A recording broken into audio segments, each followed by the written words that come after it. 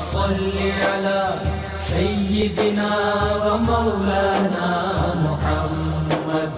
وعلى بسم اللہ الرحمن الرحیم۔ السلام علیکم ناظرین و سامعین کرام۔ پروگرام یاد الہی دیکھنے کے لیے، یاد الہی کے سابقہ تمام پروگرامز دیکھنے کے لیے، بالخصوص وظائف دیکھنے، سننے، جاننے اور پڑھنے کے لیے آپ ہمارے یوٹیوب چینل یاد الہی یعنی YAADE_EILAHI یوٹیوب چینل یاد الہی کو سبسکرائب بھی کیجئے، لائک بھی کیجئے، کمنٹس بھی کیجئے، تاکہ یاد الہی کے مختلف پروگرامز اور وظائف سے آپ مکمل رہنمائی حاصل کر سکیں۔ جی ناظرین و سامعین، پروگرام یاد الہی میں روزانہ عظیم ہستیوں کے تذکارے پاک کیے جاتے ہیں، اور اس کے ساتھ ساتھ کچھ ایسے موضوعات پر گفتگو ہوتی ہے جن سے آپ کو رہنمائی حاصل ہوتی ہے۔ آج زکوٰۃ کی فرضیت، فضیلت اور اہمیت، اور زکوٰۃ نہ دینے والوں کا انجام کیا ہوتا ہے، اس حوالے سے گفتگو ہوگی۔ اس سے پہلے کتاب الشفا سے آج کا خاص وظیفہ ملازمت میں بحالی کا روحانی عمل۔ جس شخص کی نوکری چھوٹ گئی ہو، ملازمت جاتی رہی ہو، اور وہ یہ چاہتا ہو کہ وہ دوبارہ بحال ہو جائے، یعنی وہی جاب مل جائے یا اس سے اچھی کوئی اور جاب مل جائے، تو اسے چاہیے کہ 3 روزے رکھے، نفلی روزے، اور صبح کی نماز کے بعد 10,000 مرتبہ یا رزاقو یا رزاقو یہ پڑھے۔ اول آخر 7 مرتبہ، 7 مرتبہ یہ درود پاک پڑھے۔ اللہم صلی علی سیدنا و مولانا محمد وعلی آل سیدنا و مولانا محمد وبارک وسلم۔ دوبارہ سماعت کر لیجئے۔ جس شخص کی نوکری چھوٹ گئی ہو اور وہ یہ چاہتا ہو کہ اسی جاب پر دوبارہ بحال ہو جاؤں، یا کوئی اچھی اس سے بھی بہتر جاب چاہتا ہو، تو اسے چاہیے کہ 3 روزے رکھے، اور فجر کی نماز کے بعد 10,000 مرتبہ روزانہ 3 دن تک یا رزاقو پڑھے۔ اول آخر 7 مرتبہ یہ درود پاک پڑھے۔ اللہم صلی علی سیدنا و مولانا محمد وعلی آل سیدنا و مولانا محمد وبارک وسلم۔ انشاءاللہ اسی مہینے میں اسی جگہ نوکری بحال ہو جائے گی، دوبارہ مل جائے گی، یا اس جگہ سے بہتر نوکری ملے گی انشاءاللہ العزیز۔ اللہ سبحانہ وتعالی نے چاہا تو اللہ تعالیٰ کے نام لینے کی برکت سے، درود پاک کی برکت سے، اللہ کو یاد کرنے کی برکت سے انشاءاللہ وہیں نوکری بحال ہو جائے گی، دوبارہ وہی اسی جگہ پر نوکری مل جائے گی، یا اس سے بھی اچھی جاب مل جائے گی۔ تو تمام ہمارے ویورز، لسنرز جو جاب کے حوالے سے وظیفہ پوچھتے ہیں، تو یہ عمل لازمی کیجئے اللہ پر بھروسہ کرتے ہوئے، اور اس کے ساتھ ویسے بھی کثرت سے یا رزاقو آپ پڑھ سکتے ہیں۔ انشاءاللہ اللہ تعالی بہتر روزگار عطا فرمانے والا ہے۔ آپ کو ضرورت ہے، ضرور اپنے معمول کا حصہ بنائیے، اپنے اوراد و وظائف میں شامل کیجئے، اپنے اعزاء، اقربا، رشتہ دار، دوست، احباب، پڑوسی، محلے دار، امت مسلمہ تک پہنچائیے۔ میرے، آپ کے، ہمارے بتانے سے ہمارے کسی بھی مسلمان بھائی، مسلمان بہن، کسی مسلمان فرد کا فائدہ ہوتا ہے، تو انشاءاللہ یہ ہمارے لیے بھی دین و دنیا آخرت میں بھلائی، فائدہ، نجات و شفا کا باعث ہوگا۔ اللہ سبحانہ وتعالی سے یہ دعا ہے، اللہ تعالی ہمیں آسانیاں عطا فرمائے، ہمیں آسانیاں بانٹنے والا بنائے، مشکلات سے ہماری حفاظت فرمائے، آمین۔ جی ناظرین و سامعین، زکوٰۃ بہت اہم فریضہ ہے، ارکان اسلام میں سے ہے، اور توحید اور رسالت کی گواہی کے بعد نماز کا ذکر قرآن مجید فرقان حمید میں ملتا ہے، اور پھر نماز کے ساتھ ہمیں متصل زکوٰۃ کا ذکر قرآن مجید فرقان حمید میں بارہا ملتا ہے۔ سورہ بقرہ میں بھی، دیگر کئی صورتوں میں، کئی پاروں میں، غالباً کم از کم 32 مقامات پر زکوٰۃ کا خاص طور پر اللہ تعالی نے حکم اشاع فرمایا، اور کئی مقامات وہ بھی ہیں جہاں نماز کے ساتھ ذکر فرمایا۔ تو درجنوں مرتبہ قرآن مجید فرقان حمید میں زکوٰۃ کا حکم دیا گیا، صرف اکیلے یا نماز اور دیگر جو اعمال صالحہ ہیں ان کے ساتھ. یعنی وَأَقِیمُوا الصَّلَاةَ وَآتُوا الزَّکَاةَ، یہ تو قرآن مجید فرقان حمید میں بارہا اللہ رب العزت نے حکم ارشاد فرمایا مختلف پاروں میں، مختلف صورتوں میں، کہ تم نماز بھی قائم کرو، تم زکوٰۃ بھی ادا کرو. پہلے ہی پارے میں فرما دیا وَأَقِیمُوا الصَّلَاةَ وَآتُوا الزَّکَاةَ وَارْکَعُوا مَعَ الرَّاکِعِینَ، فرمایا کہ اور یہ ایمان والوں سے ہی فرمایا جا رہا ہے کہ تم نماز بھی قائم کرو، تم زکوٰۃ بھی ادا کرو، اور تم رکوع کرنے والوں کے ساتھ رکوع کرو. یعنی مردوں کے لیے جماعت کے ساتھ فرض نماز پڑھنے کا اس میں حکم دیا جا رہا ہے. اسی طرح کئی مقامات پر اللہ رب العزت نے نماز کے متصل زکوٰۃ کا حکم ارشاد فرمایا. تو پتہ چلا کہ کلمہ توحید و رسالت کے بعد، توحید و رسالت کی گواہی کے بعد نماز کی بہت زیادہ اہمیت ہے، اور پھر زکوٰۃ کی بہت زیادہ اہمیت ہے کہ اللہ رب العزت نماز کے ساتھ ہی زکوٰۃ کا اکثر حکم ارشاد فرما رہا ہے. اور پھر انفاق فی سبیل اللہ، اللہ کے راستے میں خرچ کرنا، یہ مسلمانوں کا شیوا ہے. اور پھر اس حوالے سے دیکھا جائے تو سورہ بقرہ کے آغاز ہی میں جو متقی لوگ ہیں، جو قرآن مجید فرقان حمید سے ہدایت حاصل کرنے والے، یعنی مومنین، کاملین، صالحین، تمام ایمان والے، ان کا یہ اللہ رب العزت نے یہاں پر بھی نماز ہی کے ساتھ متصل اللہ کے راستے میں خرچ کرنے کا ذکر فرمایا، انفاق فی سبیل اللہ. اب وہ اللہ کے راستے میں خرچ کرنا، وہ صدقات واجبہ یعنی زکوٰۃ، عشر اور صدقہ فطر یہ بھی ہے، اور وہ اللہ کے راستے میں خرچ کرنا صدقات نافلہ یعنی عام جو صدقہ خیرات ہم کرتے ہیں صدقات واجبہ کے علاوہ وہ بھی شامل ہے. تو اللہ سبحانہ وتعالی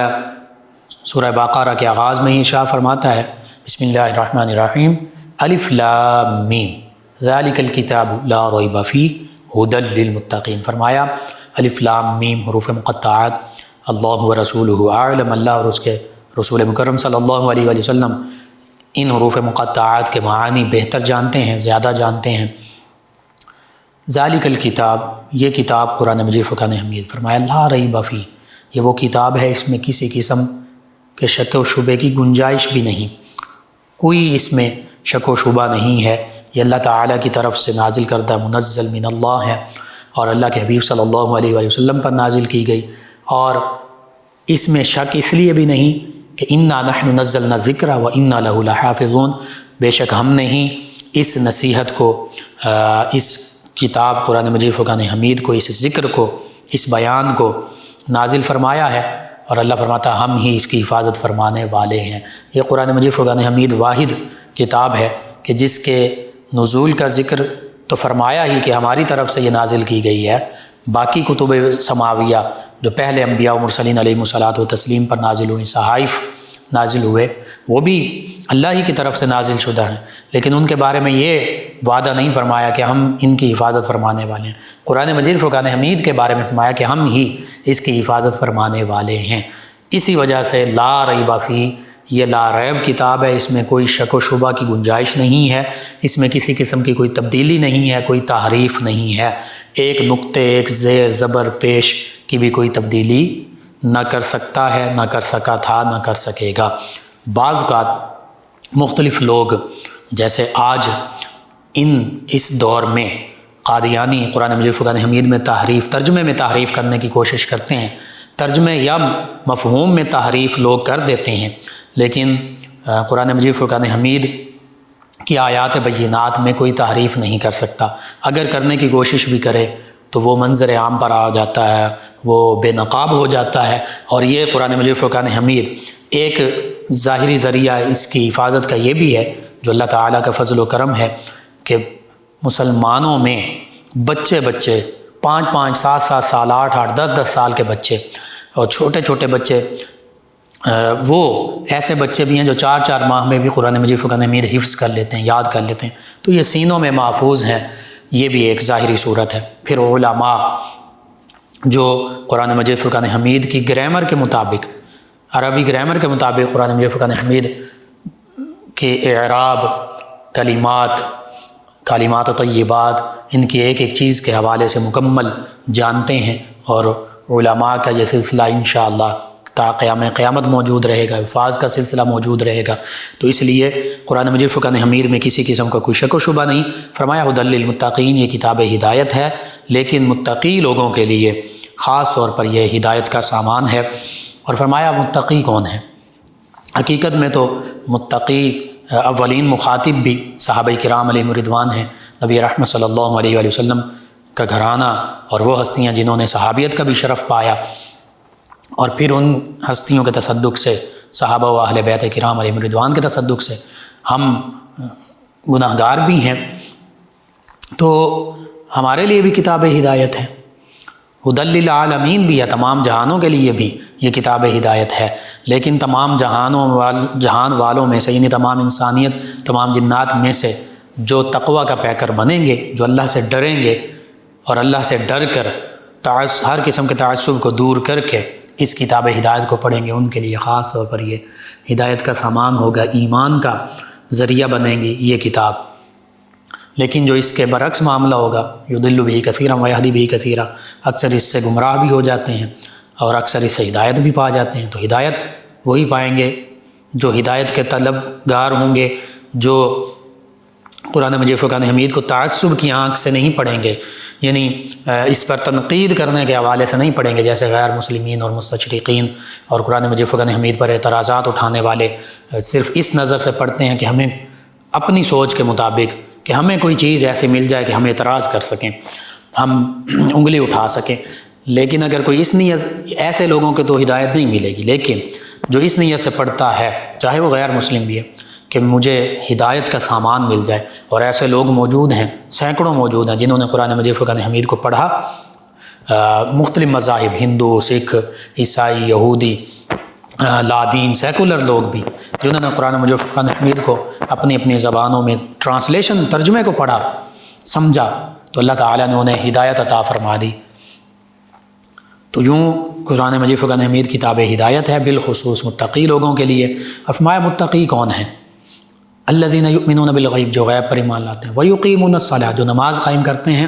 ومما رزقناہم ینفقون، جو ہم نے عطا فرمایا اس میں سے ہمارے راستے میں خرچ کرتے ہیں۔ یہ انفاق فی سبیل اللہ، یعنی قرآن مجید فرقان حمید سورہ بقرہ کا آغاز ہو رہا ہے تو آغاز میں ہی ارکان اسلام، نماز، ایمان، تقوی، طہارت، ایمان بالغیب اور اللہ کے راستے میں خرچ کرنے کا ہمیں حکم مل رہا ہے، اور اللہ کے راستے میں خرچ کرنے والوں کو اللہ تعالیٰ متقی فرما رہا ہے، تقوی، خشیت کے پیکر فرما رہا ہے۔ تو آج ہم بھی اگر متقی لوگوں کی صف میں شامل ہونا چاہتے ہیں، ان کے پیروکاروں میں شامل ہونا چاہتے ہیں، صحابہ کرام، اہل بیت کرام، نبی رحمت صلی اللہ علیہ وآلہ وسلم کے فیضان سے وافر حصہ حاصل کرنا چاہتے ہیں، تو پھر ہمیں بھی ان آیات بینات کا مصداق بننا ہوگا، کوشش تو کرنی ہوگی۔ اور پھر زکوٰۃ کے حوالے سے تو بالخصوص زکوٰۃ فرض ہے، ارکان اسلام میں سے ہے، اس زکوٰۃ کا انکار کرنے والا کافر ہو جاتا ہے۔ زکوٰۃ جو کلیتاً انکار کر دے کہ جی اسلام میں تو زکوٰۃ ہی نہیں ہے، تو پھر وہ کافر ہوگا۔ نہ دینے والا، زکوٰۃ فرض اور واجب ہونے کے باوجود ادا نہ کرنے والا، وہ گناہ گار ٹھہرے گا۔ تو بہرحال زکوٰۃ جو ہے یہ فرض ہے، جیسے نماز فرض ہے، جیسے رمضان المبارک کے روزے فرض ہیں، جیسے صاحب استطاعت پر حج کرنا زندگی میں ایک مرتبہ فرض ہے، اسی طرح زکوٰۃ بھی فرض ہے۔ اور زکوٰۃ جو ہے یہ مالی عبادت ہے، یہ بدنی عبادت نہیں۔ نماز بدنی عبادت ہے، قولی عبادت ہے کہ اس میں ہم اللہ تعالیٰ کی تعریف، حمد، ثنا بجا لاتے ہیں، اور پھر ہمارا جسم جو ہے وہ اللہ کی بارگاہ میں جسم و روح حاضر ہوتے ہیں، ہم قیام بھی کرتے ہیں، رکوع بھی کرتے ہیں، سجود بھی کرتے ہیں۔ تو یہ بدنی جسمانی عبادت، زکوٰۃ میں جسمانی عبادت تو نہیں ہے لیکن مالی عبادت ہے۔ ہم اپنا مال اللہ کے حکم کے مطابق خرچ کرتے ہیں، اللہ کے راستے میں اپنا فرض ادا کرتے ہیں، تو یہ مالی عبادت ہے۔ روزہ جو ہے وہ بھی بدنی عبادت ہے۔ زکوٰۃ جو ہے، حج جو ہے وہ مالی عبادت بھی ہے کہ مال خرچ کر کے جانا پڑتا ہے، اور بدنی عبادت بھی ہے کہ جسم مشقتیں اٹھاتا ہے۔ بہرحال زکوٰۃ عربی زبان کا لفظ ہے، اس کا لغوی معنی ہے بڑھنا، گروتھ اور پاک صاف ہونا، پاکیزگی۔ تو حقیقت یہ ہے کہ جو بندہ مومن زکوٰۃ کا فریضہ ادا کرتا ہے اس کا مال کم نہیں ہوتا، بلکہ اس کا مال بڑھ رہا ہوتا ہے، اس کے مال میں مزید برکت ہوتی ہے اور اس کا مال جو ہے وہ پاک ہو جاتا ہے۔ اور جو زکوٰۃ ادا نہیں کرتا اس کا مال بڑھتا نہیں ہے، بظاہر وہ سمجھ رہا ہوتا ہے میرا مال بڑھ رہا ہے کہ میں نے زکوٰۃ کے پیسے بھی روک لیے، تو وہ سمجھتا ہے کہ میرے پاس زیادہ مال ہے، لیکن حقیقت میں اس میں برکت ختم ہو جاتی ہے، اس کی گروتھ ختم ہو جاتی ہے، اور پھر وہ مال پاک بھی نہیں رہتا، اس مال میں پاکیزگی بھی نہیں ہوتی۔ تو بظاہر انسان ایک مسلمان جس پر زکوٰۃ فرض ہونے کے باوجود وہ زکوٰۃ ادا نہیں کرتا، تو وہ اپنی دانش میں یہی سمجھتا ہے کہ میں نے اپنا پیسہ بچا لیا، میرے پاس دوسروں سے زیادہ ہوگا پیسہ، جس نے زکوٰۃ دے دی اس کے پیسے کم ہو گئے۔ نہیں، پیسے اس کے کم ہوئے، مال اس کا کم ہوا کہ جس نے زکوٰۃ فرض ہونے کے باوجود زکوٰۃ ادا نہیں کی۔ کیسے؟ اس میں بے برکتی ہوگی، اس میں گروتھ نہیں ہوگی، اور ہم نے دیکھا ہے غور کیا جائے تو جو لوگ زکوٰۃ ادا نہیں کرتے، حتیٰ کہ جو لوگ فصلوں کا عشر ادا نہیں کرتے، وہ بھی فصلوں کی زکوٰۃ ہے، جانوروں پر بھی زکوٰۃ ہے، وہ ادا نہیں کرتے، تو پھر بعض اوقات وہ جانور مر جاتے ہیں، وہ فصل خراب ہو جاتی ہے یا فصل میں کمی آ جاتی ہے، وہ روپیہ پیسہ، وہ مال تجارت جس پر زکوٰۃ ادا نہیں کی جاتی، اس میں نقصان اٹھانا پڑتا ہے، وہ روپیہ پیسہ مختلف آفات میں، حادثات میں، مقدمات میں، حتیٰ کہ بعض اوقات لوگ خود ان کی اولادیں عیاشیوں میں اڑا دیتی ہیں۔ یعنی جب اچھے راستے پر اور جو فرض تھا وہاں ادا نہیں کیا جاتا تو پھر وہ مصیبتوں، پریشانیوں میں اور حرام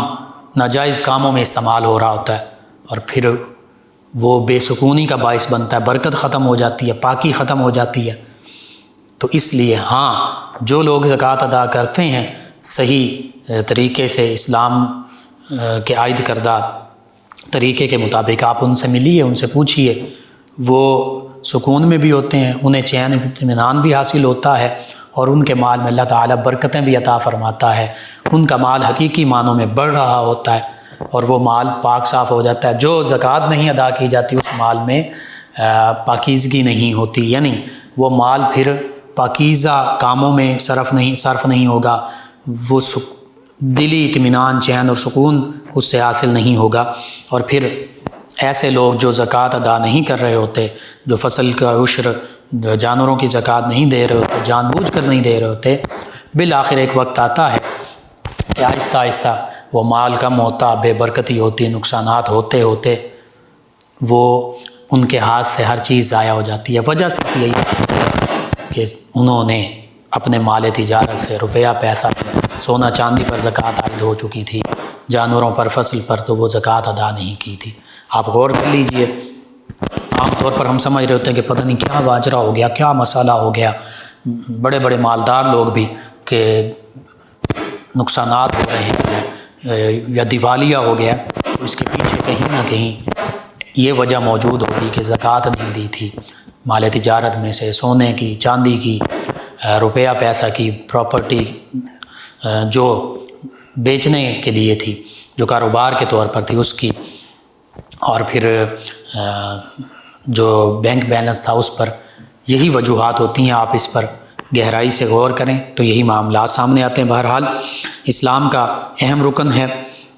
اور اللہ تعالیٰ نے ہمارے مال و دولت میں سے جو صاحب نصاب ہوتے ہیں ان پر یہ فرض قرار دے دیا کہ وہ سال گزرنے پر، صاحب نصاب ہونے پر اپنے مال میں سے ایک خاص مقدار جو ہے وہ مستحق جو مسلمان ہیں ان کو اس کا مالک بنائیں گے۔ اب زکوٰۃ کی فرضیت کے لیے چند ایک شرائط ہیں، کن لوگوں پر زکوٰۃ فرض ہے۔ سب سے پہلی بات یہ ہے کہ وہ مسلمان پر زکوٰۃ فرض ہے، غیر مسلم پر، ذمی پر، کافر پر زکوٰۃ فرض نہیں ہے۔ اسی طرح بالغ پر زکوٰۃ فرض ہے، واجب ہے، نابالغ پر زکوٰۃ واجب نہیں ہے، فرض نہیں ہے۔ عاقل ہونا بھی ضروری ہے، کوئی مجنون ہے، پاگل ہے، دیوانہ ہے تو اس پر زکوٰۃ فرض نہیں ہے۔ کبھی کبھی اگر اسے افاقہ ہو جاتا ہو، یعنی مکمل ہوش میں آ جاتا ہو، تو پھر اس پر زکوٰۃ فرض ہوگی، واجب ہوگی، لازم ہوگی، ورنہ نہیں۔ آزاد پر زکوٰۃ فرض واجب ہے، غلام پر زکوٰۃ واجب نہیں ہے، اگرچہ مالک نے اسے تجارت کی اجازت بھی دے رکھی ہو۔ اسی طرح مال بقدر نصاب ہو اور اس کی ملکیت میں ہو، اس کے قبضے میں ہو، یعنی نصاب پورا ہو گیا ہو جو اسلام نے رائج کیا اور اس کی ملک میں بھی ہو، اس کے قبضے میں بھی ہو۔ اگر اس کی مکمل قبضے میں نہیں ہے، ملک میں نہیں ہے، ملکیت میں نہیں ہے اور نصاب پر پورا نہیں اترتا تو پھر بھی زکوٰۃ واجب نہیں ہوگی۔ اور پورے طور پر مالک ہونا، یعنی اس پر قبضہ بھی ہو، پھر نصاب کا قرض سے، دین سے فارغ ہونا، یعنی نصاب تو پورا ہوا لیکن اس پر قرض بھی ہے، اب وہ قرض دینا وہ بھی لازم ہے، تو قرض کی رقم منہا کریں گے، اس کو مائنس کر دیں گے، منہا کرنے کے بعد بھی اگر یہ صاحب نصاب ہے تو پھر اس کے پر زکوٰۃ اب واجب ہے، اور اگر قرض کی رقم مائنس کرنے کے بعد نصاب کے برابر اس کی رقم نہیں بنتی تو اب اس پر زکوٰۃ دینا واجب نہیں ہے، لازم نہیں ہے، فرض نہیں ہے۔ اور پھر نصاب کا حاجت اصلیہ سے فارغ ہونا، یعنی جو حاجت اصلیہ ہیں وہ نصاب میں شامل نہیں کی جائیں گی۔ اب حاجت اصلیہ سے کیا مراد ہے؟ ضروریات زندگی، رہنے والا جو مکان ہے یا کوئی پلاٹ بنانے کے لیے، اپنے بنانے کے لیے لیا ہے تو اس پر زکوٰۃ نہیں ہے۔ اسی طرح گاڑی جو اپنے استعمال میں یا کمرشل استعمال میں ہے، اس کو پیسنجر گاڑی ہے، مسافر گاڑی ہے، اس پر زکوٰۃ نہیں ہے۔ ہاں اگر شو روم وغیرہ بنایا ہوا ہے اور گاڑیاں بیچتے ہیں تو پھر ان گاڑیوں پر اگر وہ نصاب کے برابر ہوتی ہیں اور سال بھی گزر جاتا ہے، سال کا گزرنا، پورے سال کا گزر جانا، یہ بھی زکوٰۃ کی شرائط میں شامل ہے۔ تو وہ شو روم کی گاڑیاں جو آپ بیچ رہے ہیں ان پر جب سال گزر جائے گا تو پھر آپ دیکھیں گے، یا سال کے کسی بھی دورانیے میں وہ نصاب کے برابر تھی رقم تو پھر ان پر بھی زکوٰۃ ہوگی جب سال پورا ہو جائے گا۔ تو اب سال پورا ہونے پر کن کن چیزوں پر زکوٰۃ ہے یہ بھی سمجھ لیجئے۔ روپیہ، پیسہ، مال و دولت۔ اب حاجت اصلیہ میں اور بھی کچھ چیزیں شامل ہیں، اگر کوئی پڑھنے پڑھانے والا ہے تو اس کی کتب جو ہیں یہ بھی حاجت اصلیہ میں شامل ہیں، ان پر زکوٰۃ نہیں ہے۔ اسی طرح کوئی مل، فیکٹری ہے تو اس میں جو فیکٹری اور جو اس کا جو مشینیں وغیرہ ہیں ان پر زکوٰۃ نہیں ہے۔ ہاں جو پروڈکشن آپ جو پیداوار ہوگی اس کو بیچیں گے، اس کا سارا بیچنے پر جو نفع اور پیسہ آیا اس سارے کو کاؤنٹ کریں گے اور اس پر پھر زکوٰۃ ہوگی۔ اسی طرح بعض ہنرمند لوگ ہوتے ہیں، ان کے پاس اوزار ہوتے ہیں، دکانیں بنائی ہیں مختلف کی، الیکٹرک کی ہیں یا کوئی اور ہے،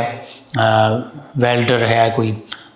دیگر جو کام کرتے ہیں ہنرمند لوگ جو ہیں، ان کے جو اوزار وغیرہ ہیں ان پر کوئی زکوٰۃ نہیں ہوگی۔ اسی طرح پراپرٹی جو بینک بیلنس بینک میں پڑا ہے، جب اس پر سال گزر گیا اور وہ نصاب کے برابر ہے تو اس پر بھی زکوٰۃ ہوگی۔ سونا اور چاندی، چاہے خواتین نے گھر میں رکھا ہوا ہے چاہے بینک میں لاکرز میں پڑا ہوا ہے، جب وہ نصاب کے برابر ہے، ان میں سے ایک سونا یا چاندی اکیلے یا دونوں ملا کر، اور بعض کا اور پھر بینک بیلنس بھی ملا کر، تو مال تجارت بھی، یہ ساری چیزیں علیحدہ علیحدہ یا ساری چیزیں ملا کر نصاب کے برابر ہو جائیں، یعنی ہر ایک چیز ہے تھوڑی تھوڑی، وہ سب ملا کر اگر نصاب کے برابر ہو جائیں گی پھر بھی ان پر زکوٰۃ واجب ہوگی، لازم ہوگی، فرض ہوگی۔ اب صرف روپیہ ہے، صرف چاندی ہے، صرف سونا ہے، صرف مال تجارت ہے، تو ان پر زکوٰۃ کتنے پر ہوگی؟ سال گزرنے پر، ان باقی شرائط کی موجودگی پر، مسلمان، عاقل، بالغ، آزاد، قرض سے فارغ ہونے کے بعد، قرض کو مائنس کرنے کے بعد، اب جب سال پورا ہو گیا تو اپنے پاس گھر میں یا بینک میں 52.5 تولے چاندی 7.5 تولے چاندی کے برابر، 7.5 تولے سونے کے برابر یا 52.5 تولے چاندی کے برابر، ان دونوں میں سے کسی بھی ایک کے برابر روپیہ پیسہ موجود ہے تو اس پر سال گزرنے پر زکوٰۃ واجب ہو جائے گی۔ اب وہ مال تجارت بھی ہو سکتا ہے، وہ گھر میں پڑے ہوئے پیسے بھی ہو سکتے ہیں، وہ بینک میں پڑے ہوئے پیسے بھی ہو سکتے ہیں۔ سونے پر، سونا اگر 7.5 تولے ہے تو اس پر بھی زکوٰۃ ہوگی سال گزرنے پر۔ چاندی اگر 52.5 تولے ہیں، چاہے گھر میں ہے خواتین کے پاس چاہے بینک میں، تو اس پر بھی زکوٰۃ ہوگی۔ اب نہ سونا 7.5 تولے ہے، نہ چاندی 52.5 تولے ہے، اور نہ ہی پیسے 52.5 تولے چاندی کے برابر ہیں، تقریباً وہ 80,000 تک بنتے ہیں اور سال گزرنا۔ تو پھر کیا کیا جائے؟ بلکہ تینوں چیزیں تھوڑی تھوڑی موجود ہیں، تو پھر ان سب چیزوں کو دیکھا جائے گا، سونا، چاندی اور روپیہ پیسہ یا مال تجارت، یہ سبھی ملا کر اگر 52.5 تولے چاندی کے برابر ہیں اور سال بھی گزر گیا ہے،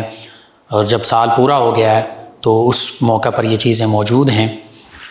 اور قرض بھی نہیں ہے یا قرض ہے تو اس کو ان میں سے مائنس کر دیا، تو اب ان سب کی مالیت وہ 52.5 تولے چاندی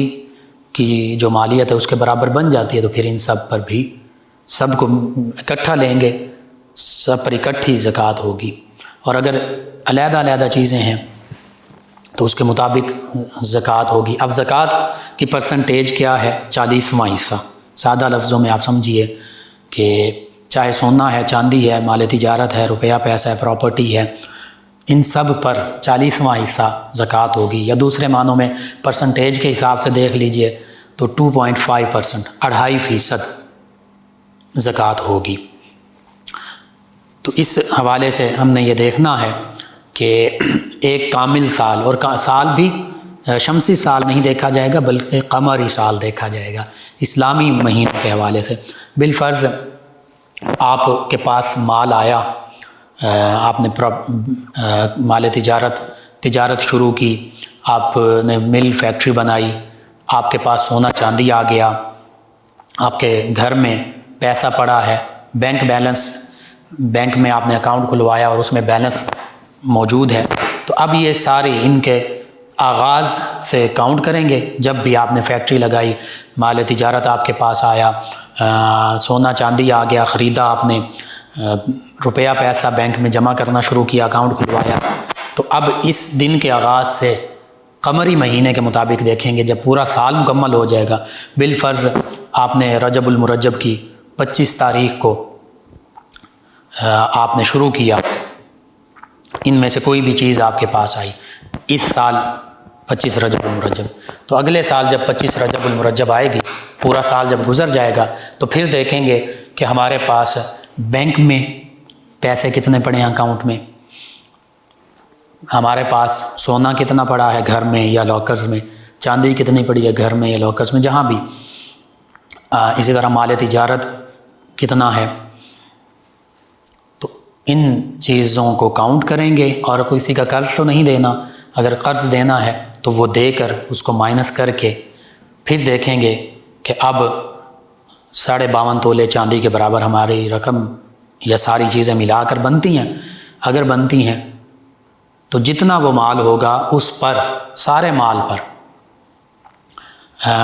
40واں حصہ زکوٰۃ فرض ہوگی، یا دوسرے معنوں میں 2.5% زکوٰۃ فرض ہوگی۔ اسی طرح جانور ہیں تو ان پر بھی زکوٰۃ ہے، بھیڑ، بکریاں، گائے، اونٹ۔ اسی طرح فصل ہے، فصل پر خاص طور پر زکوٰۃ ہے، جسے عشر کہتے ہیں، اور عام طور پر ہم دیکھتے ہیں کہ لوگ نہ جانتے ہوئے، بعض لوگوں کو علم نہیں ہوتا، علم ہونے کے باوجود بعض اوقات لوگ فصل کی زکوٰۃ یعنی عشر ادا نہیں کرتے، اور پھر فصل میں بھی بے برکتی ہوتی ہے، کمی ہوتی ہے، پھر ہم کہہ رہے ہوتے ہیں جی میری فصل خراب ہو گئی، میری فصل اس طرح نہیں ہوئی جس طرح ہونی چاہیے تھی، مقدار کم ہو گئی. تو اب فصل پر زکوٰۃ کتنی ہے یہ بھی سماعت کر لیجئے. جو کسان ہیں، جو ذمہ دار ہیں، جو فصل کاشت کرتے ہیں، ان کے لیے فصل کی زکوٰۃ جس کو عشر کہتے ہیں یہ دینا بھی لازم ہے. اس میں 2 سادہ سے اصول ہیں. اگر فصل جو ہے کوئی سی بھی فصل اور جب بھی وہ قابل کاشت ہوگی، یعنی آپ اس کو حاصل کریں گے اور اپنے استعمال یا بیچنے کے لیے اکٹھا کریں گے، چاہے وہ گندم ہے، چاول ہیں، حتیٰ کہ سبزی، فروٹ، باغات، ان سبھی پر یہ عشر لاگو ہوتا ہے. جب بھی، چاہے سال میں وہ 2 دفعہ فصل آتی ہے، چاہے سال میں 1 دفعہ آتی ہے، چاہے 2 سال کے بعد ہوتی ہے، پکتی ہے، تو اس پر عشر ہوگا. 2 طریقوں سے ہوتا ہے. ایک 10واں حصہ، عشر کا معنی 10 ہے، اور ایک 20واں حصہ. 10واں حصہ کس فصل پر ہے، 20واں حصہ کس فصل پر ہے، اس کو آپ غور سے سماعت کر لیجئے. ذمہ دار اور کسان بھائی جو ہیں، جو فصل اگاتے ہیں، جب بھی آپ فصل اٹھائیں گے، جب بھی فصل پک جائے گی، تیار ہو جائے گی، تو 10واں حصہ اس فصل کے لیے ہے جو بارانی زمینوں پر بارش کے پانی سے، یعنی بغیر خریدے ہوئے پانی سے جو فصل اگے گی، اس کا 10واں حصہ ہوگا. سادہ لفظوں میں یوں سمجھیے کہ اگر 20 بوری گندم آپ نے اٹھائی تو اس کا 10واں حصہ 2 بوریاں ہیں. بارانی زمینوں میں جہاں خرچ کیے بغیر بارش وغیرہ سے زمینیں سیراب ہوئیں، پانی خریدنا نہیں پڑا، تو پھر 10واں حصہ 20 بوریاں ہیں گندم کی، چاول کی، تو وہ 10واں حصہ 2 بوریاں بنتی ہیں. اس کے علاوہ دیگر اجناس بھی. اسی طرح اگر پانی آپ خریدتے ہیں، اور اکثر خریدا جاتا ہے، یعنی ٹیوب ویل ہیں اور دیگر معاملات، وہ بجلی اور سارا، تو اب 20واں حصہ ہوگا عشر عشیر. یعنی 20 بوریاں گندم کی آپ نے اٹھائیں تو 40 اٹھائیں تو 2، ہر 20 بوری پر 1 بوری جو ہے وہ حصہ ہوگا. 20واں حصہ چاہے آپ کلو کے حساب سے، منوں کے حساب سے، بوریوں کے حساب سے، جس بھی حساب سے تقسیم کر رہے ہیں، اس کا 20واں حصہ. ٹوٹل جتنی فصل جنس آپ نے اٹھائی ہے، چاہے وہ یہ گندم ہے، چاول ہے، یا وہ سبزیاں ہیں، یا وہ پھل ہیں، یا باغات ہیں، ان سب پر 20واں حصہ. اگر آپ خریدا ہوا پانی استعمال کر رہے ہیں، روپیہ پیسہ استعمال کر کے، بجلی کا بل دے کے، ٹیوب ویل لگا کے، اس طریقے سے آپ نے فصل اگائی ہے، اور عام طور پہ یہی ہوتی ہے، تو پھر 20واں کل جو آپ کی ٹوٹل فصل آئے گی، اس کا 20واں حصہ یہ فصل کی زکوٰۃ ہے. تو یہ فصل کی زکوٰۃ جس کو عشر کہتے ہیں، یہ دینا بھی لازم ہے، واجب ہے، فرض ہے. جب یہ نہیں دی جاتی تو پھر فصل میں بھی بے برکتی ہوتی ہے. پھر بعض اوقات موسمی اثرات ایسے ہوتے ہیں کہ پھر وہ فصل ہم دیکھتے ہیں کہ جی گندم تباہ ہو گئی، چاول کی فصل تباہ ہو گئی، کپاس کی فصل تباہ ہو گئی، باغ جو ہے وہ تباہ ہو گیا، جی اس میں کمی آ گئی، جتنی پیداوار ہونی چاہیے تھی وہ پیداوار حاصل نہیں ہوئی. تو اس لیے یہ بھی ضروری ہے کہ فصلوں کی جو زکوٰۃ ہے، عشر، یہ بھی ادا کیا جائے. جو نہیں ادا کرتے گناہ گار ہوں گے، اور اگر انکار کر رہے ہیں بالکل کہ جی نہیں ہے ہی نہیں، تو زکوٰۃ کا انکار کرنے والا وہ مسلمان ہی نہیں ٹھہرے گا. زکوٰۃ کی اتنی زیادہ اہمیت ہے کہ سیدنا ابوبکر صدیق رضی اللہ تعالیٰ عنہ جب خلیفہ راشد پہلے بنے تو کچھ قبائل نے، کچھ لوگوں نے زکوٰۃ دینے سے انکار کر دیا. دیگر بھی مرتدین اور منکرین ختم نبوت کا معاملہ بھی تھا. تو جن قبائل، جن لوگوں نے زکوٰۃ دینے سے انکار کیا، تو سیدنا ابوبکر صدیق رضی اللہ عنہ نے فرمایا کہ جو آقا کریم صلی اللہ علیہ وآلہ وسلم کے ظاہری عہد مبارکہ میں اونٹ کی ایک رسی بھی زکوٰۃ کی مد میں دیتا تھا، میں اس سے وہ وصول کروں گا. یعنی قرآن و سنت اور نبی رحمت صلی اللہ علیہ وآلہ وسلم کے طریقے کے مطابق چلوں گا، اس سے روگردانی نہیں کروں گا. اتنی زیادہ زکوٰۃ کی اہمیت ہے. اور قرآن مجید فرقان حمید میں اللہ سبحانہ و تعالیٰ نے یہ فرما دیا، حکم دیا جہاں عامت المسلمین کے لیے حکم ہے کہ جو صاحب نصاب ہو جائیں وہ زکوٰۃ ادا کریں، وہیں یہ گورنمنٹ کی، حکومت کی، حکمران وقت کی، مسلمان حکمران کی ذمہ داری ہے۔ اللہ نے فرمایا الذین مکناہم فی الارض، جب ہم انہیں زمین میں قرار عطا فرماتے ہیں، اقتدار عطا فرماتے ہیں، حکومت عطا فرماتے ہیں، اقتدار دیتے ہیں، تو ان کی ذمہ داری کہ الذین مکناہم فی الارض اقاموا الصلاۃ، یہ نماز قائم بھی کریں، نماز کا نظام بھی قائم کریں، خود بھی نماز پڑھیں حکمران، اور عوام کے لیے ایسا نظام قائم کریں کہ وہ نماز قائم کرنے والے بنیں۔ پھر فرمایا الذین مکناہم فی الارض اقاموا الصلاۃ وآتوا الزکاۃ، خود بھی زکوٰۃ دیں اور زکوٰۃ کا نظام بھی قائم کریں، وامروا بالمعروف، نیکی کے راستے پر چلنے والے ہوں، نیکی کا حکم دینے والے ہوں، ونہی عن المنکر، اور فرمایا کہ جو برائیاں ہیں، گناہ ہیں، ظلم کے کام ہیں، ناانصافیوں کے کام ہیں، ان سے خود بھی روکنے والے ہوں، اپنی عوام کو بھی روکنے والے ہوں۔ تو یہ اللہ نے حکم دیا، یہ حکمرانوں کے لیے بھی حکم ہے، الذین مکناہم فی الارض اقاموا الصلاۃ وآتوا الزکاۃ وامروا بالمعروف ونہی عن المنکر وللہ عاقبۃ الامور، فرمایا تمام کاموں کا انجام اللہ ہی کے ذمے ہے۔ اگر نظام صلاۃ نافذ کریں گے، خود بھی نماز قائم کرنے والے ہوں گے، عوام کے لیے بھی ایسا نظام قائم کریں گے کہ وہ نماز قائم کرنے والے بن جائیں، خود بھی زکوٰۃ ادا کرنے والے، عوام کے لیے بھی نظام قائم کیا زکوٰۃ کا، خود بھی اسلام کی تعلیمات پر عمل پیرا ہونے والے اور اللہ اور اس کے حبیب صلی اللہ علیہ وسلم کے احکامات پر عمل پیرا ہونے والے، منہ نہ موڑنے والے ہوں، یعنی نیکی کا عمل کرنے والے، اعمال صالحہ بجا لانے والے، اور عوام کو بھی اعمال صالحہ کی تلقین کرنے والے ہوں، اور خود بھی برائی سے بچنے والے، عوام کو بھی برائی سے بچانے والے ہوں، تو فرمایا ان کا تو اچھا انجام ہوگا، کیونکہ اللہ کے ذمہ ہر ایک کا انجام ہے، ٹٹ فار ٹیٹ، جیسا کرو گے ویسا بھرو گے، اچھا حل جزاء الاحسان الا الاحسان، اللہ فرماتا ہے نیکی کا بدلہ تو نیکی ہی ہے، نیکی کا بدلہ نیکی کے سوا اور کیا ہو سکتا ہے، تو پھر بدی کا بدلہ بدی ہی ہے، یعنی نیکی کریں گے ہمارے حکمران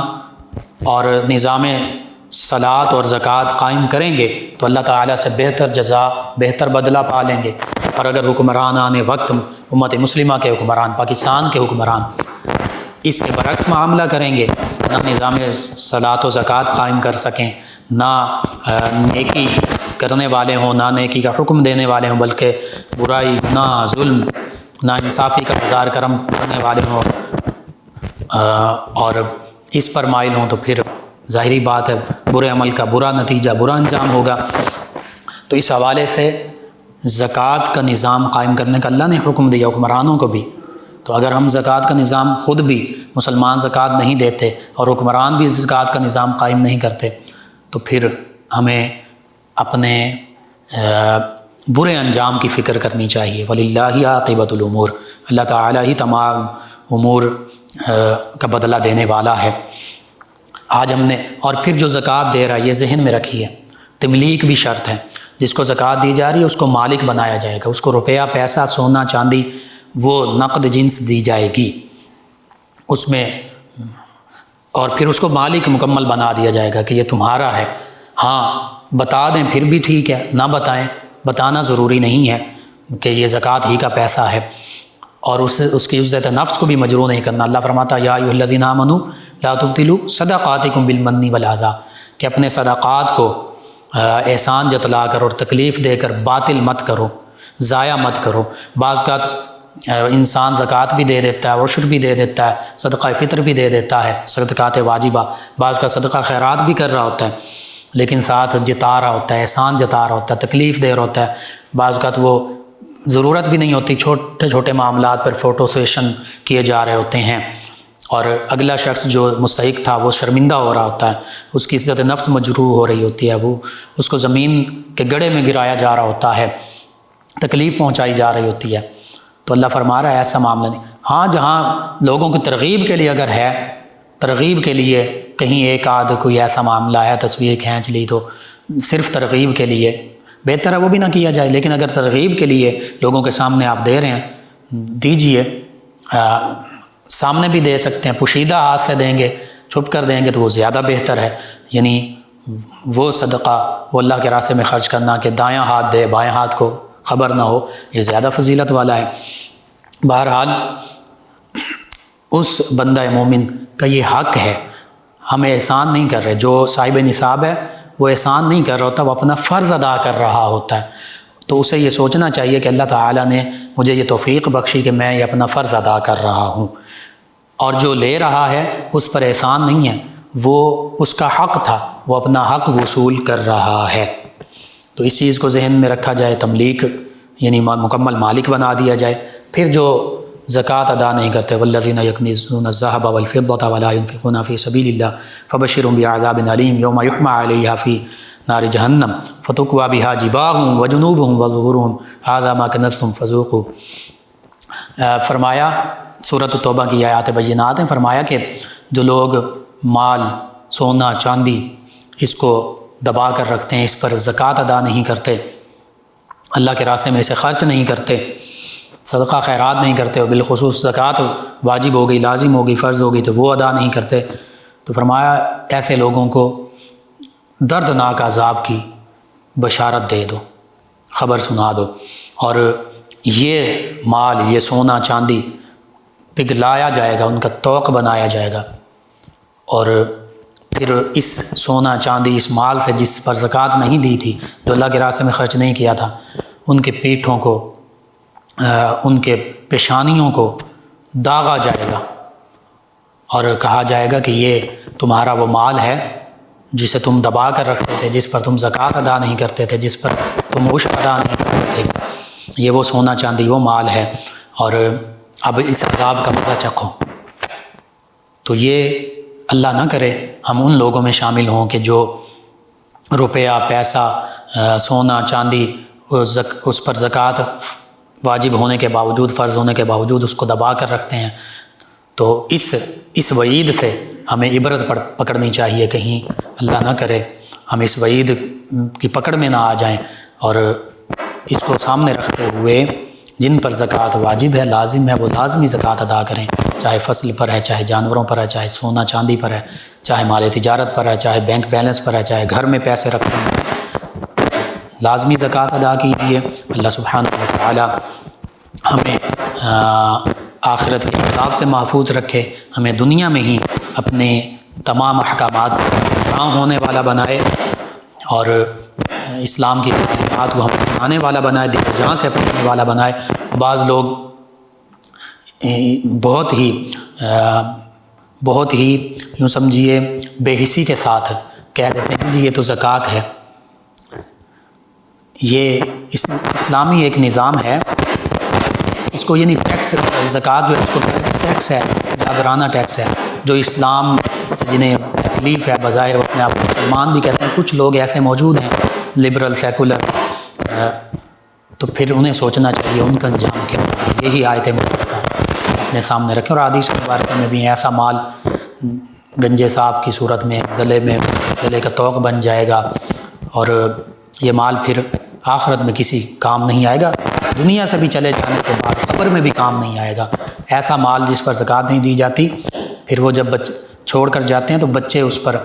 اولاد جو ہیں وہ پھر حرام کاموں میں، عیش عشرت میں، شراب اور اس طرح کے بس ناجائز کاموں میں استعمال کرتے ہیں، اڑا دیتے ہیں، پھر وہ کسی کے کام نہیں آتا، اس قبر والے کے لیے بھی وہ عذاب کا باعث بن جاتا ہے۔ اللہ سبحانہ و تعالیٰ سے دعا، اللہ تعالیٰ ان معروضات پر ہمیں عمل پیرا ہونے والا بنائے، آمین۔ اللهم صل على سيدنا ومولانا محمد وعلى آپ سماعت فرما رہے ہیں پروگرام یاد الہی۔ ناظرین و سامعین، اس دوران ہمیں جوائن کیا احمد صاحب فیصل آباد سے، انہوں نے اپنے نیند کے حوالے سے کہا کہ نیند کا مسئلہ ہے اور کام میں دل نہیں لگتا، وظیفہ بتا دیں۔ باوضو رہیں، درود پاک اور استغفار کی کثرت کریں، قرآن مجید فرقان حمید کی تلاوت بھی کیا کریں، بالخصوص رات کو سوتے ہوئے اگر نیند نہیں آتی تو لازمی درود پاک پڑھیں اور قرآن پاک کی تلاوت کریں، اللہ تعالیٰ پرسکون نیند عطا فرمائے گا۔ ان کے علاوہ ہمیں جوائن کیا ہمارے ریگولر لسنرز میں شامل ہیں، کہتے ہیں السلام علیکم۔ جی وعلیکم السلام۔ افتخار ڈوگر صاحب، غلام رسول صاحب، احمد صاحب، غلام حسین صاحب، محمد علی عباس صاحب 208 چک ڈوگرا والا سے کہتے ہیں آپ کا پروگرام سن رہے ہیں، جی شکریہ آپ کا بھی۔ فوزیہ صاحبہ ہیں فیصل آباد سے، کہتی ہیں السلام علیکم بھائی، کیا حال ہے آپ کا؟ جی وعلیکم السلام الحمدللہ۔ کہتی ہیں کہ پلیز بتا دیں کہ ناپاکی کی حالت میں وظائف یا زبانی قرآن پاک پڑھ سکتے ہیں اور اسلامی بکس کو ہاتھ میں اٹھا کر پڑھ سکتے ہیں یا نہیں؟ اللہ پاک آپ کو خوش رکھے، آمین۔ جی میں عرض کرتا ہوں، ناپاکی کی حالت میں قرآن مجید فرقان حمید دیکھ کر یہ زبانی پڑھنا، یہ خواتین کا جو معاملات ہوتے ہیں یہ حرام ہے، چھونا بھی حرام ہے۔ ہاں جو دعائیں یا تسبیحات ہیں، ذکر اذکار ہیں، وہ کیے جا سکتے ہیں۔ دیگر جو آپ نے کہا اسلامی کتب، اب اسلامی کتب پڑھی تو جا سکتی ہیں، لیکن ان میں بھی بعض اوقات قرآن مجید فرقان حمید کی آیات بینات ہوتی ہیں، تو پھر ان کو وہ بھی نہیں پڑھ سکتے، ان کو چھو بھی نہیں سکتے۔ تو اس لیے نہ وہ آیات بینات پڑھیں، نہ انہیں چھوئیں۔ باقی ویسے اگر اسلامک بک پڑھنا چاہتے ہیں تو وہ پڑھ سکتی ہیں، لیکن بالخصوص قرآن مجید فرقان حمید کے حوالے سے قرآن مجید فرقان حمید کی تلاوت نہیں کی جا سکتی ناپاکی کی حالت میں۔ ان کے علاوہ ہمیں جوائن کیا ہے ہمارے لسنر ہیں، کہتے ہیں السلام علیکم بھائی۔ جی وعلیکم السلام۔ انہوں نے کہا میری 2 سال کی بہن ہے، اس کو نظر بہت جلدی لگتی ہے اور بخار ہو جاتا ہے اور پھر ضد کرتی ہے، کوئی روحانی علاج بتا دیں۔ علی صاحب میں فیصل آباد سے۔ جی میں عرض کرتا ہوں، بچوں کو بڑوں کو جن کو بھی نظر لگ جاتی ہو، سورہ نون والقلم ما یسطرون، سورہ ملک کے بعد یہ دوسری صورت ہے 29ویں پارے میں، اس کی آخری 2 آیات بینات غالباً کامن اور بامن ہے، ان کو بسم اللہ الرحمن الرحیم کے ساتھ 3 مرتبہ دونوں آیات کو، اور اول آخر 3 مرتبہ درود پاک کے ساتھ 3 مرتبہ یہ آیات پڑھ کر دم کریں جس پر نظر لگی ہے۔ بسم اللہ الرحمن الرحیم وَإِن يَكَادُ الَّذِينَ كَفَرُوا لِيُزْلِقُونَكَ، یہ آیت مبارکہ ہے۔ ان 2 آیات کو وَإِن يَكَادُ الَّذِينَ كَفَرُوا لِيُزْلِقُونَكَ بِأَبْصَارِهِمْ لَمَّا سَمِعُوا الذِّكْرَ وَيَقُولُونَ إِنَّهُ لَمَجْنُونٌ وَمَا هُوَ إِلَّا ذِكْرٌ لِلْعَالَمِينَ۔ ان 2 آیات بینات کو 3 مرتبہ پڑھیں۔ بسم اللہ الرحمن الرحیم ہر مرتبہ شروع میں پڑھیں گے، اور اول آخر تعداد میں درود پاک 3 مرتبہ پڑھ لیں کم از کم۔ جس کو نظر لگی ہے اس پر دم کر دیں، انشاءاللہ اللہ تعالیٰ نے چاہا تو بہتری ہو جائے گی۔ اس کے علاوہ 3 یا 7 مرتبہ سورہ فاتحہ، آیت الکرسی اور 4 قل اول آخر تعداد میں درود پاک پڑھ کر یہ بھی دم کر دیں، انشاءاللہ اللہ تعالیٰ بہتری فرما دے گا۔ سورہ فاتحہ بھی ہے، سورۃ الشفاء ہے، آیت الکرسی بھی نظر وغیرہ اور دیگر معاملات کے لیے بہتر ہے۔ قل جو ہیں بالخصوص معوذتین آخری دونوں صورتیں، یہ جادو، جنات، آسیب، نظر بد سب کے لیے بہتری کا باعث ہیں، تو لازمی پڑھیں، یہ بھی دم کر دیں، اللہ تعالیٰ شفا عطا فرمائے گا۔ بوانا چنیوٹ سے ہمارے ساتھ ہیں شاد برادران، علی حسن شاہ صاحب، محمد طیب حسن شاہ صاحب، حافظ سمیع اللہ شاہ صاحب اور اللہ دیتا شاہ صاحب، آپ کا شکریہ۔ ایک لسنر ہیں، نام غالباً نہیں لکھا، سیدنا امام جعفر صادق رضی اللہ عنہ کے حوالے سے قول انہوں نے نقل کیا ہے، تو اس حوالے سے یہ ہے، اتھینٹک تو میں نے کہیں نہیں پڑھا، لیکن سادہ لفظوں میں بتا دوں، آج بھی زکوٰۃ کے حوالے سے گفتگو ہوئی، اللہ کے راستے میں جب بھی خرچ کریں اچھی نیت کے ساتھ، اللہ کی رضا کی خاطر، تو بالکل اس وقت بھی اس کا اجر و ثواب ملتا، برکت حاصل ہوتی، پورا سال پوری زندگی اس کی برکتیں حاصل ہوتی ہیں۔ تو اس حوالے سے اگر قول ہے یا نہیں ہے، دونوں صورتوں میں یہ قرآن و حدیث کے حوالے سے بالکل برکتیں حاصل ہوتی ہیں جب بھی اچھی نیت اور اللہ کی رضا کے لیے لوگوں کو کھانا کھلایا جائے، اللہ کے راستے میں خرچ کیا جائے۔ آپ تمام ویورز کا، لسنرز کا شکریہ، آپ ہمیں جوائن کرتے ہیں، پروگرام یاد الہی میں شامل ہوتے ہیں، اپنے فیڈ بیک سے ہمیں آگاہ کرتے ہیں۔ ناظرین و سامعین، پروگرام یاد الہی کا وقت ختم ہو جاتا ہے، انشاءاللہ کل صبح دوبارہ آپ سے ملاقات ہوگی۔ پروگرام یاد الہی میں اپنے میزبان محمد لقمان رضا اور ہماری ٹیم کو اجازت دیجیے، اللہ نگہبان۔ اللہم صل علی سیدنا و مولانا